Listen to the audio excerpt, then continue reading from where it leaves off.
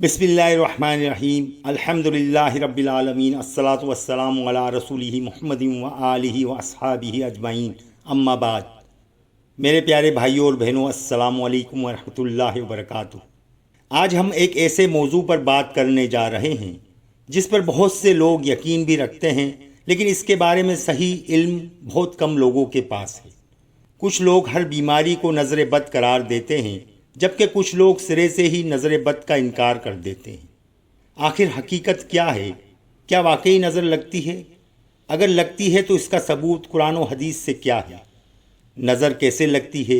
इससे बचने का तरीका क्या है? कौन सी दुआएं रसूलुल्लाह सल्लल्लाहु अलैहि वसल्लम ने सिखाई हैं? क्या हर तावीज़ जायज़ है या नहीं?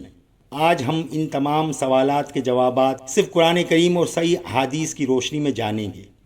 प्यारे दोस्तों, वीडियो बहुत ही अहम और मालूमाती है।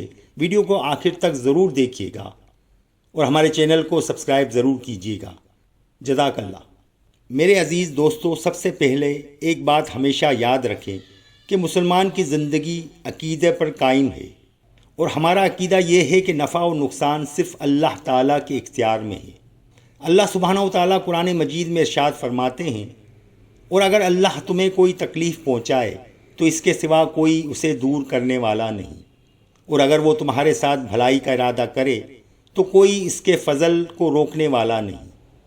यानी अगर नज़र भी लगती है तो वो भी अल्लाह ताला की इजाज़त के बग़ैर असर नहीं कर सकती। इसलिए एक मुसलमान कभी भी नज़र बद से इस तरह खौफज़दा नहीं होता कि गोया सब कुछ उसी के इख्तियार में है, बल्कि वो अपने रब पर कामिल भरोसा रखता है।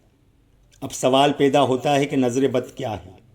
उलमाए किराम ने कुरान और हदीस की रोशनी में बयान किया है कि नज़र बद वो असर है जो किसी इंसान की हसद भरी हो या शदीद ताजुब वाली नज़र के ज़रिए अल्लाह के इज़्न से दूसरे इंसान पर पड़ सकती है। कभी ये नज़र हसद की वजह से लगती है और कभी किसी चीज़ के बेहद तारीफ़ करते हुए अल्लाह का नाम ना लेने की वजह से भी असर हो जाता है। इसीलिए दीन इस्लाम ने हमें सिखाया है कि जब किसी खूबसूरती को देखो, औलाद हो, दौलत, सेहत या किसी नेमत को देखें तो फ़ौरन कहें माशाअल्लाह ला हौला वला कुव्वत इल्ला बिल्लाह, अल्लाहुम्मा बारिक ली। यानी जो अल्लाह ने चाहा, अल्लाह ही की ताकत है, ए अल्लाह इसमें बरकत अता। मेरे दोस्तों, अब सवाल ये है कि क्या कुरान करीम में नज़र बद का ज़िक्र मौजूद है? जी हाँ। अल्लाह सुब्हानहू व तआला सूरह फल्क में इरशाद फरमाते हैं, और हसद करने वाले की शर से जब वो हसद करे। उलमाए किराम तफसीर में बयान करते हैं कि हसद नज़र बद के बड़े असबाब में से एक है। इसी तरह सूरह कलम में कुफ़ार के बारे में फ़रमाया गया, और काफिर तो ऐसे मालूम होते हैं कि जब वो कुरान सुनते हैं तो अपनी निगाहों से आपको फिसला दें। कई मुफस्सिरीन ने इस आयत में नज़र बद के इम्कान का भी जिक्र किया है, लेकिन सबसे वाज़ेह दलील रसूलुल्लाह सल्लल्लाहु अलैहि वसल्लम की हदीस है। हज़रत अब्दुल्ला बिन अब्बास रज़ियल्लाहु ताला अन्हु से रिवायत है कि रसूलुल्लाह सल्लल्लाहु अलैहि वसल्लम ने फरमाया, नज़र बद हक़ है, और अगर कोई चीज़ तकदीर पर सबकत ले जा सकती है तो वो नज़र बद होती है। प्यारे दोस्तों, ज़रा गौर कीजिए, नबी करीम सल्लल्लाहु अलैहि वसल्लम खुद फरमा रहे हैं कि नज़र बद एक हकीकत है, इसलिए इसका इनकार करना दुरुस्त नहीं, और हर बीमारी को नज़र करार देना भी दुरुस्त नहीं।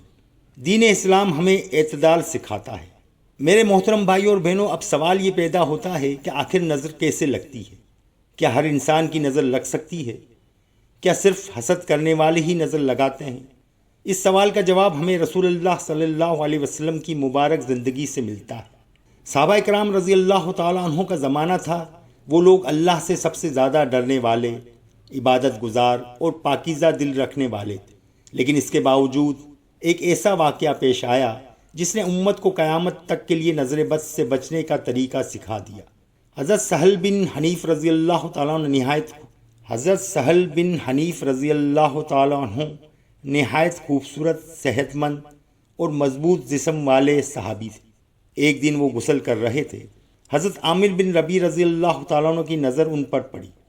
उन्होंने बेइख्तियार कहा, मैंने आज तक इतना खूबसूरत जिस्म नहीं देखा। हत्ता कि किसी पर्दा नशीन कंवारी लड़की का जिस्म भी उससे ज़्यादा खूबसूरत नहीं होगा। प्यारे दोस्तों, अरब के अंदर लोग ज़्यादातर काले रंग के होते थे। हज़रत सुहैल रज़ी अल्लाह तआला अन्हु गोरे जिस्म के सहाबी थे। پیارے دوستو، یہ الفاظ تعریف کے تھے، حسد کے نہیں تھے۔ لیکن جیسے ہی یہ الفاظ ادا ہوئے، اللہ کے حکم سے حضرت سہیل بن حنیف اچانک زمین پر گر پڑے۔ ان کے جسم میں شدید کمزوری پیدا ہو گئی، وہ بے حال ہو گئے اور چلنے پھرنے کے قابل نہ رہے۔ صحابہ کرام گھبرا گئے، وہ فوراً رسول اللہ صلی اللہ علیہ وسلم کی خدمت میں حاضر ہوئے اور عرض کیا، یا رسول اللہ صلی اللہ علیہ وسلم، سہیل بن حنیف اس قدر بیمار ہو گئے ہیں کہ سر بھی نہیں اٹھا پا رہے۔ رسول اللہ صلی اللہ علیہ وسلم نے فوراً فرمایا، کیا تمہیں کسی پر شک ہے؟ انہوں نے عرض کیا، عامر بن ربیع کی نظر ان پر پڑی تھی۔ تب رسول اللہ صلی اللہ علیہ وسلم نے حضرت عامر رضی اللہ تعالیٰ عنہ کو بلایا اور نہایت سخت انداز میں فرمایا، تم میں سے کوئی اپنے بھائی کو کیوں قتل کرتا ہے؟ جب تم اپنے بھائی میں کوئی ایسی چیز دیکھو جو تمہیں اچھی لگے تو اس کے لیے برکت کی دعا کرو۔ پھر رسول اللہ صلی اللہ علیہ وسلم نے حضرت عامر رضی اللہ تعالیٰ کو حکم دیا کہ وہ وضو کرے۔ انہوں نے اپنا چہرہ، ہاتھ، کہنیاں، گھٹنے اور دیگر اعضاء دھوئے۔ پھر وہ پانی حضرت سہیل بن حنیف رضی اللہ تعالیٰ عنہ پر ڈالا گیا۔ اللہ کے حکم سے حضرت سہیل رضی اللہ تعالیٰ عنہ فوراً صحتیاب ہو گئے، گویا انہیں کبھی کوئی تکلیف ہوئی ہی نہیں تھی۔ اللہ اکبر۔ میرے عزیز دوستو، اس واقعے سے ہمیں کئی عظیم سبق ملتے ہیں۔ پہلا سبق ہے کہ نظر بد صرف حسد سے ہی نہیں بلکہ کبھی کبھی شدید پسندگی اور تعریف سے بھی لگ سکتی ہے، اگر انسان اللہ کا نام نہ لے تو۔ اور دوسرا سبق، جب بھی کسی کی خوبصورتی، اولاد، گھر، گاڑی، کاروبار، صحت یا کسی نعمت کو دیکھیں تو فوراً کہیں ماشاء اللہ، اللہم بارک۔ یہ الفاظ نہ صرف سنت ہیں بلکہ برکت اور حفاظت کا ذریعہ بھی ہیں۔ اور تیسرا سبق یہ ملتا ہے کہ رسول اللہ صلی اللہ علیہ وسلم نے نظر کے علاج کے لیے شرعی دم اور وضو کے پانی کا طریقہ بتایا، نہ کہ جادو ٹونے یا غیر شرعی اعمال کا۔ میرے پیارے بھائیوں، آج افسوس کے ساتھ بہت سے لوگ نظر اتارنے کے نام پر سرخ مرچیں گھماتے ہیں، انڈے توڑتے ہیں، لیمو کاٹتے ہیں یا مختلف رسمیں کرتے ہیں، حالانکہ ان اعمال کو قرآن و حدیث سے کوئی معتبر دلیل ثابت نہیں ہے۔ ایک مسلمان کا علاج ہمیشہ قرآن، مسنون دعاؤں اور اللہ پر توکل کے ساتھ ہونا چاہیے، نہ کہ ایسے طریقوں سے جن کی شرعی کوئی بنیاد نہ ہو۔ ذرا تصور کیجئے، اگر نبی کریم صلی اللہ علیہ وسلم چاہتے تو کوئی عجیب سا عمل بتا دیتے، لیکن آپ صلی اللہ علیہ وسلم نے امت کو صرف وہی طریقہ سکھایا جو اللہ تعالیٰ کو پسند ہے۔ اسی میں دنیا اور آخرت کی کامیابی ہے۔ میرے عزیز بھائیوں اور بہنوں، اب سوال یہ پیدا ہوتا ہے کہ اگر کسی کو نظر لگ جائے تو کیا اس کی کوئی علامت ہوتی ہے؟ سب سے پہلے ایک اہم بات اچھی طرح سمجھ لیجئے، دین اسلام نے نظر بد کو حق قرار دیا ہے، لیکن ہر بیماری، ہر پریشانی، ہر کاروباری نقصان یا ہر ذہنی دباؤ کو نظر بد قرار دینا درست نہیں ہے۔ انسان بیمار بھی ہو سکتا ہے، تھکاوٹ بھی ہو سکتی ہے، نفسیاتی یا جسمانی وجوہات بھی ہو سکتی ہیں۔ اس لیے اگر کوئی شخص بیمار ہو تو شرعی دم کے ساتھ ساتھ ضرورت ہو تو ڈاکٹر سے علاج بھی کروائے۔ البتہ بعض اوقات اللہ کے حکم سے نظر بد کا اثر بھی ہو سکتا ہے۔ علماء کرام نے حدیث کی روشنی میں یہ ذکر کیا ہے کہ بعض اوقات نظر لگنے پر اچانک کمزوری، بے وجہ سستی، چہرے کی رونق کا کم ہونا یا کسی واضح سبب کے بغیر طبیعت خراب ہونا، ان جیسی کیفیت پیدا ہونا یا کسی واضح سبب کے بغیر طبیعت خراب ہونا جیسی کیفیت پیدا ہو سکتی ہے۔ لیکن ان علامات کی بنیاد پر یقین سے یہ فیصلہ نہیں کیا جا سکتا کہ لازماً نظر ہی لگی ہو۔ میرے دوستو، اگر کسی کو نظر لگنے کا شبہ ہو تو رسول اللہ صلی اللہ علیہ وسلم نے ہمیں سب سے بہترین علاج سکھا دیا۔ پہلا علاج تو وہ ہے معوذات پڑھ کر دم کرنا۔ حضرت عائشہ رضی اللہ تعالیٰ عنہ بیان کرتی ہیں کہ جب رسول اللہ صلی اللہ علیہ وسلم بیمار ہوتے تو سورہ اخلاص، سورہ فلق اور سورہ ناس پڑھتے تھے، یعنی قل هو اللہ احد اور قل اعوذ برب الفلق اور قل اعوذ برب الناس پڑھتے تھے۔ اپنے ہاتھوں پر دم کرتے اور پورے جسم پر پھیل لیتے تھے۔ یہی سنت آج بھی ہمارے لیے شفا کا عظیم ذریعہ ہے۔ رات کو سونے سے پہلے 3 مرتبہ سورہ اخلاص، سورہ فلق اور سورہ ناس پڑھ کر دونوں ہاتھوں پر پھونک ماریں اور جہاں تک ممکن ہو پورے جسم پر پھیل لیں۔ یہ نبی کریم صلی اللہ علیہ وسلم کی سنت ہے۔ اور دوسرا علاج آیت الکرسی ہے۔ آیت الکرسی کی فضیلت صحیح احادیث میں ثابت ہے۔ اسے صبح اور شام اور سونے سے پہلے پڑھنے سے اللہ تعالیٰ کی حفاظت نصیب ہوتی ہے، اور نظر بد سے بچنے کی اور بھی مسنون دعائیں ثابت ہیں۔ ایک اور علاج، جو شخص پابندی سے صبح و شام کے مسنون اذکار پڑھتا ہے وہ اللہ کی حفاظت میں رہتا ہے۔ ذکر، قرآن، دعا اور اللہ پر توکل مومن کی سب سے مضبوط ڈھال ہے۔